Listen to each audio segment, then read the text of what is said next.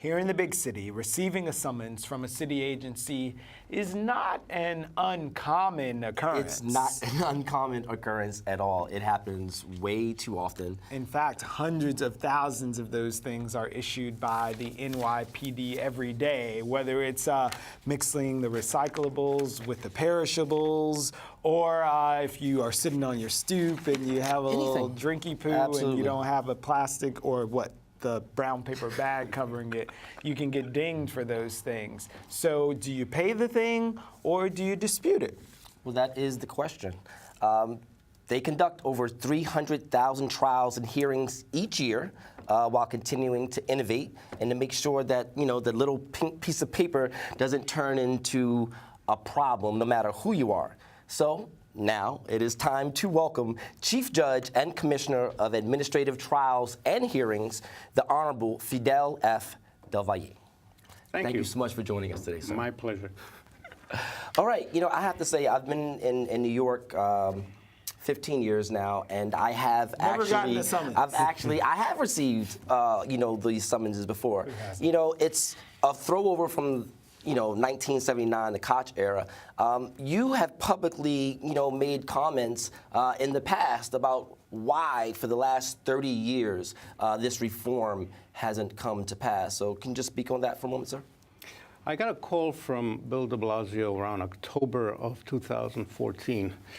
I was just about to retire from private practice at the time, but I had known the mayor for many years before, personally. And he said he wanted to do two things, just two things, and the only two things he ever told me he wanted me to do was to make sure that everybody in the city of New York who got a summons got a fair, unbiased hearing. And the second part, no less important, is that after they had their hearing, they believed they got a fair, unbiased, impartial hearing. And given my prior history, going to back to the Koch administration, when the Office of Administrative Trials and Hearings was originally created, I figured that was a no-brainer. That was easy, because oath was created back then, and however, it stayed just concentrating on very specific types of complicated cases involving license revocation or Human Rights Commission cases, contract cases, but not summonses. Very narrow. Yeah. Not involving summonses. Although that was Koch's original vision, it never came to pass until a few years ago when they decided to move the little tribunals that dealt with those things, from the Health Department, the TLC, DEP, and so forth, and put them under oaths control. Right. And what I found when I got there was that that wasn't working out the way the mayor wanted it. Your shop was in a little bit of disarray there. I would say that, well, certainly nobody believed they were getting a fair hearing, all right? Regardless of how the folks doing the hearing process felt about it, there was this disconnect. So we went to about reorganizing the whole process. We created the Oath Hearings Division, where we received summonses from about 24 different city agencies, ranging from the police department, the sanitation department, the buildings department, the health department, just about everything except parking tickets.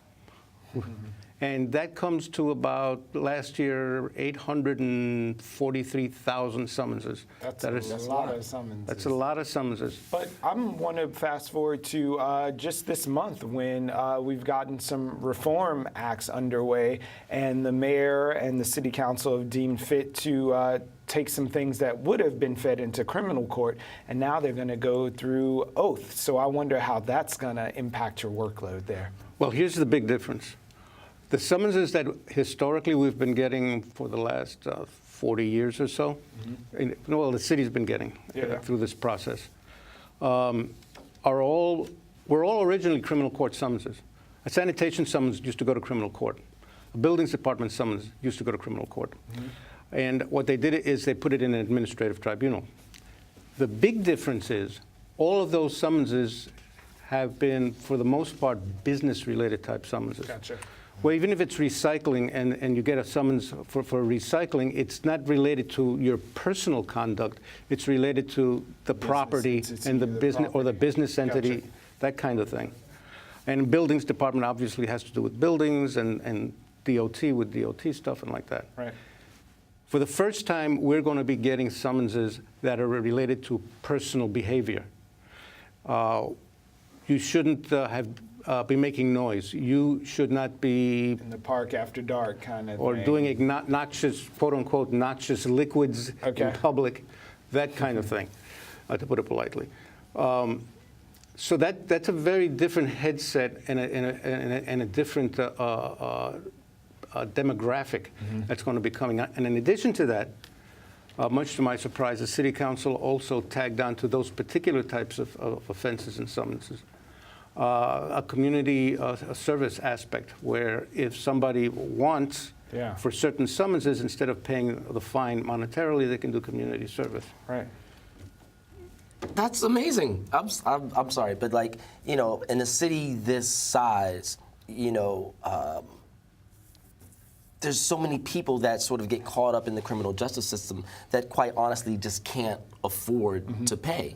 And so in many instances, you know, these sort of minor offenses become, you know, a tale of two cities, in which, you know, you just pay the ticket if you have the money, but if you don't, you know, people are ending up with open warrants, which can ultimately lead to arrest. And when people know that you have a ticket or you didn't go to court, you know, it affects how you sort of interact with the police and different things like that. So it's estimated that 100,000 people will be diverted from the criminal court into oath. Is the office ready to, you know, assume that demand? Yeah, we've gotten an increase in our budget to deal with that. Remember, 100,000 summonses, and we're doing over 800,000 summonses now. Proportionately, that's not a big deal. It's how you deal with them.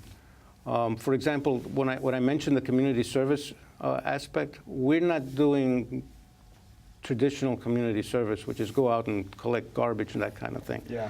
If somebody comes in and, for example, a noise summons, and Judge Calabrese, who's a criminal court judge in Red Hook, really created a model situation there. Somebody comes in and has a noise summons like that, and they'll tell the judge something which to a lot of folks will sound crazy, but he'll say something like, well, it's my home, I can do anything I want, I can make all the noise I want, and like that. Well, his community service sentence will be to sit for like 4 hours with a social worker who will explain to him, no, you can't. Yeah. Okay. You know, you can do whatever you want in your home, so long as what you're doing in your home doesn't invade somebody else's home. Right.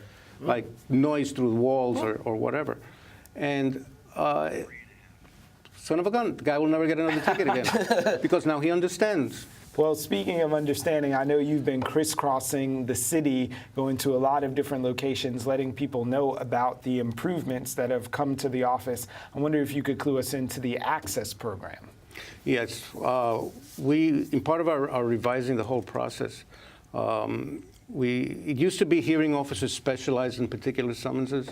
Like you'd have guys who'd only do sanitation, health, whatever. We've trained them across the board so they can hear anything. And we've revised all the rules so the rules are now uniform. It used to be like a total bizarre hodgepodge of rules depending on who wrote the summons. And who wrote the summons, the return date is different, and the procedures for this, that, and the other thing are different. Right. And the summonses all look different. We're making the summonses all look uniform. So you can always find the right information quickly and clearly, and they're being slowly adopted by the agencies. In addition to that, we have set up, particularly as to access, if you speak any of 100 different languages, there's no problem coming in. Right. We have a language line in all our offices. All our hearing officers have them on their desks. You come in and you can speak some obscure West African language tens of thousands of translation services you guys offer every year to folks I saw online. Yeah, you speak Twi, we'll get you a Twi interpreter. Okay. And believe it or not, that is a real language. So you can have your day in court regardless of whatever language you speak. Now, I do have to ask before you go. You know, you've made sort of statements in the past in the press of sort of saying just how arcane our system has been, and we're finally, bringing much needed reform. What are some of the technology that your office would like to incorporate in the near future? The language line is in there. We're incorporating being able to address a ticket online. And there are a couple of different ways of doing that. One, the most straightforward way is you go online, you punch in your summons number. I did it this morning. It was easy. There's a portal. You type in your defense. If you have any documents to support it, photographs, whatever, And you can all submit online. Upload it. Okay. And within a few days, you get an answer from a hearing officer who will review what your submission, and that'll be it.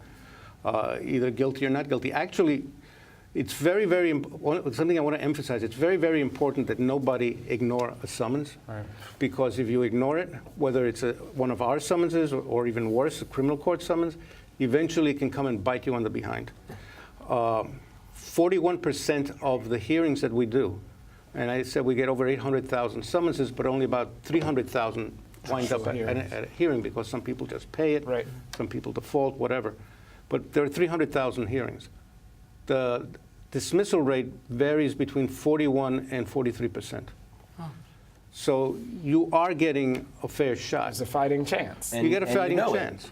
And And the standards vary a little bit from one agency to another. Some agencies will write summonses and they don't show up. Yeah. And they just, whatever is on the summons, it That's the sinks or standard. swims, and Yeah. that gives you an advantage.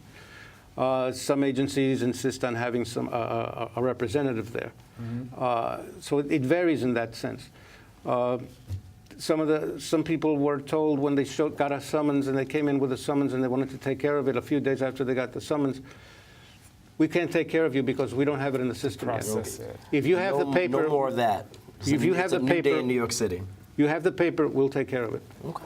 So phenomenal. Thank you for coming by, Commissioner. We appreciate the news that we can use. Address those summons. Don't let them pile up in Criminal a drawer Justice Reform somewhere. Act. You might want to get yourself one of these little things, look it up online, know your rights, and thank you so much, sir. Thank you. Keep up the good work.